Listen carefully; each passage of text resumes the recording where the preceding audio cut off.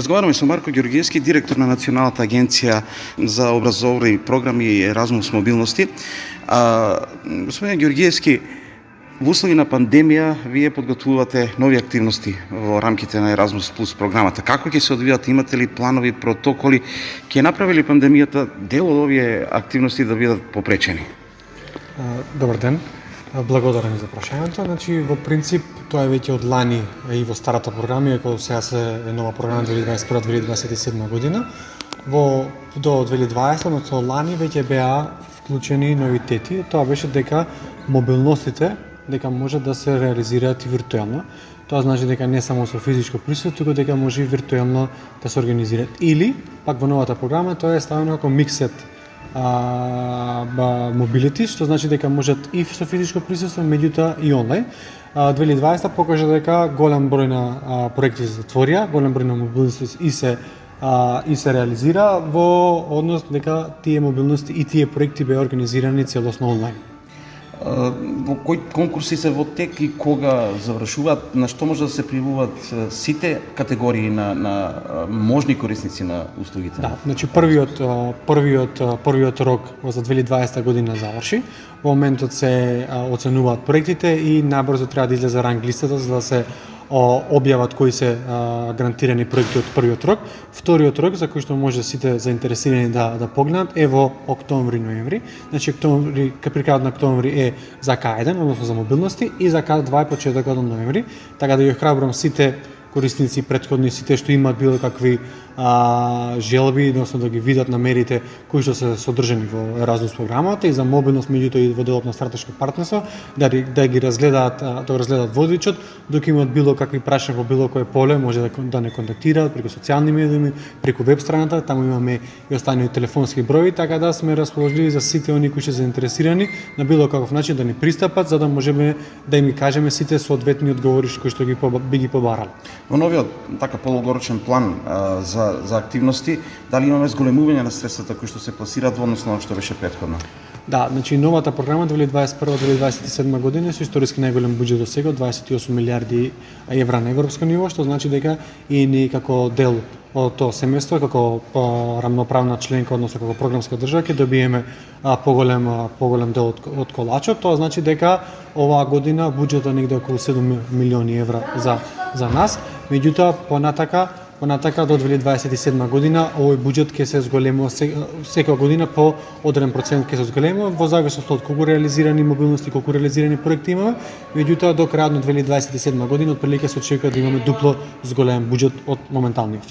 Од средбата со новинарите кои што ја организирате како почеток на соработка за поголема информираност, се доби впечаток дека се уште постои тоа мислење дека Еразмус е програма која што е наменета за студентите, дека во оној друг дел малку луѓето помалку се запознати.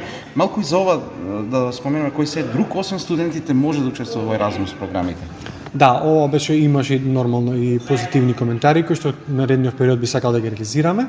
Она што освен студентите, тука се значи и оние ученици, дури и во градинки, тоа се наставниот кадар, меѓутоа во средни училишта, особено во стручните средни училишта, каде што се дава поголема можност за ВЕТ, тоа е значи Vocational Education and Training. Тука е моментот и нормално во делот на Adult, каде што имаме и платформа, веб платформа Епале, на кој што сите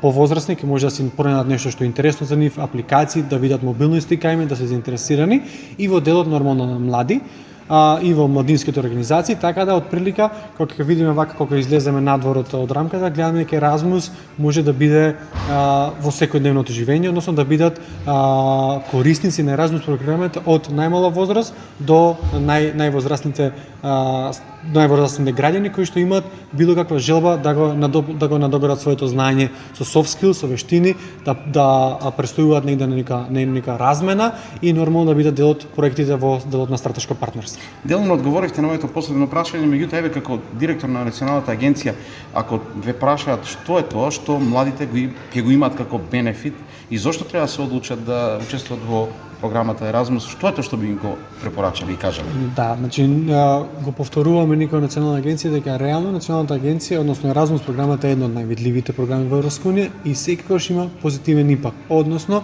сите тие младински размени, сите тие волонтирање, сите тие стратешки проекти ги подобруваат soft skillот, односно меките вештини на сите учесници. Тоа е значи подобрување на јазични компетенции, подобрување на социјални компетенции, подобрување на комуникацијски компетенции, сите оние компетенции кои што плюс од формалното образование ќе додадат една дополнителен импакт на самата личност, ќе прочитаат, ќе видат различни култури, различни и религии, различни вредности и сето тоа ќе биде во градењето на самата индивидуа, за да може после таа индивидуа да си пронајде своето место под сонцето, односно да некаде потоа да се вработи со подобри компетенции, да си основа сопствен бизнис, што секаде го кажуваме дека тоа е она што младите генерации ги треба во иднина, што е можно да се отварат повеќе сопствени бизниси за сето едно знаење што го имаат и формално и неформално, за да може да го имплицираат во тие бизниси. Едно интересно прашање беше поставено денеска од колегите.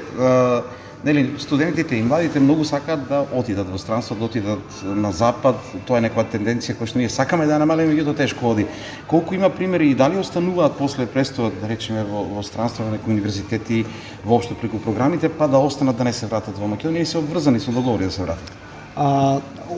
Нивната, например, младинските размени се негде, например, 14 дена и тоа во принцип секогаш се враќат, нема како да останат.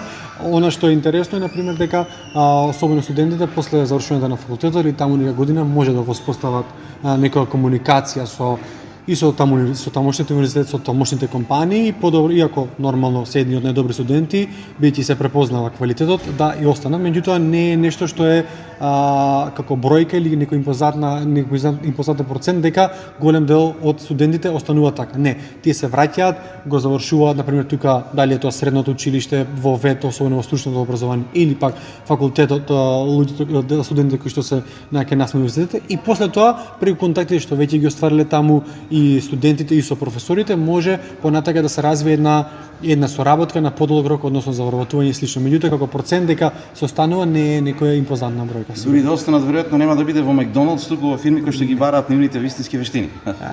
Да, без да нормално да не навредиме никој, да не дискриминираме никој, меѓутоа она што е особено на факултетот, тоа се веќе студенти кои што после тоа треба да во зависност од нивното образование си најдат соодветна компанија која што ќе работи слично, или она што е од стручното образование, потоа во таа струка кој што биле и да останат, бидејќи све повеќе и повеќе стручното образование зима огромен замав, особено и на запад, каде што е можно повеќе луѓе се бараат и во индустријата, и во градежништвото и сите оние моменти каде што се во делот на стручно образование и обука.